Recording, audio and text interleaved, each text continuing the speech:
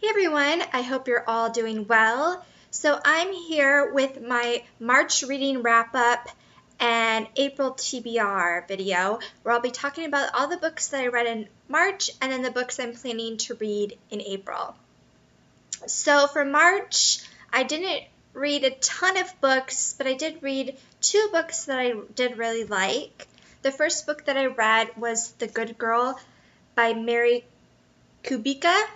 And I picked this up, when did I get this? Maybe in March or late February. I got this at Half Price Books, and I wanted to read it right away. It kind of compares itself or has comparisons to like Gone Girl, and I really like that genre of like psychological thrillers. This one is about a girl, or she's like in her mid-20s, and she's been kidnapped. And the perspectives of the book are told in different time frames and different characters. So it's like her mother's perspective, the kidnapper's perspective, and then the detective that is looking for her. So it was very interesting, very like captivating. I don't want to go too much into the plot because I read this kind of not knowing a lot. And I think if you know too much, it kind of can get ruined. So I definitely love this one. Definitely one of the best books that I've read recently. So definitely enjoyed that one. And then the only other book that I read in March is another psychological thriller. This is also one I picked up at Half Price Books. And this is The Dinner by Herman Koch. So this one, it's set in the Netherlands, and it was actually like translated into English from the Dutch version. But what the book is it takes place over the course of a dinner. So it takes place over 5 courses of the dinner, and it's 2 couples having dinner together to discuss this horrific act that their 2 15-year-old sons have committed. So this one, again, I don't want to get too much into the plot. This one is better to go into not really knowing anything besides that, but it was really interesting that the book took place just over a single dinner.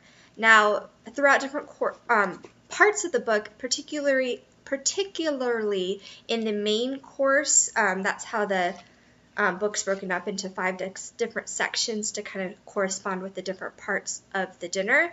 But during the main course of the book, it does have some like flashbacks, so it's not them just like sitting and eating. It does go into some flashbacks to kind of tell the story better and for you to understand these people a little more.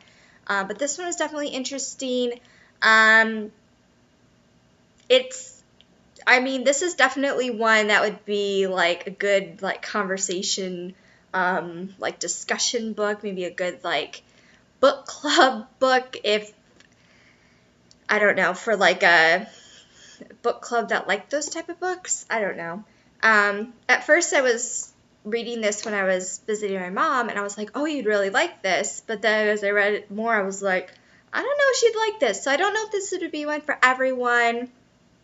It's not a book that you particularly will like the characters and even be able to identify with them, but I did find it really interesting.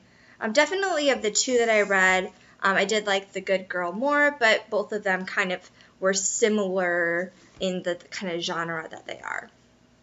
So those are the 2 books I read for March, and then I have the books that I want to read in April. I picked out 3 books. Usually I have more than 3. I try to read like 4 books a month, but lately that's just not been happening. So for my TBR for April, I'm trying to be a little bit more realistic. So the first book I want to read, and I actually did start this in March, this is I'll Give You the Sun by Jandy Nelson. So this book, and I just have barely started it, but it's told from the perspective of 2 twins. So there's Noah, and it's told from his perspective when he's 13 years old, and then his twin sister Jude, it's told from her perspective when she's 16 years old. So you kind of figure out like something bad has happened. Their relationship has really fallen apart, and you kind of like get to find out what happens through like weaving their two stories together. And it's told like alternate chapters. It will be his perspective and her perspective, but with also the different time periods. So I think this sounds really interesting. I've only like to the second chapter of it. They're like quite long chapters, but I do really like this, and I really am looking forward to reading the rest of this. And then in April, I'm going to be traveling to New York for a week. So I did kind of want to pick out books that I'd want to take with me for like the plane. So I don't know. There's certain books that you might want to read on a plane. I would think like books that you would want to like sit and like keep reading and you wouldn't get bored of after a little bit of time. So recently I made an Amazon order, and one of the reasons was I really wanted this book. It's The Girl on the Train by Paula Hawkins. And I know I keep saying, this book's like Gone Girl, but this is supposed to be like the next Gone Girl. I guess any book that has the word girl in it is automatically going to be like Gone Girl or something like that. So this is about a woman in London. She takes the train to work every day. And this is just from like the jacket description, but she like sees like certain things out of her train, and she can see to the backyards of people's houses, and she always sees like a woman and a man. And then one day I guess she doesn't see them, or she doesn't see the woman. So this is also supposed to be like a psychological thriller. So I'm really excited about this one, and that's something I definitely want to take with me when I go to New York for the plane. And then another book that I would want to bring with me for the plane, because I love this author. This is The Hypnotist Love Story by Liane Moriarty. I've listened to 2 audiobooks from this author and then read another book, and I really love her writing. I think she just is great, has like great female contemporary books.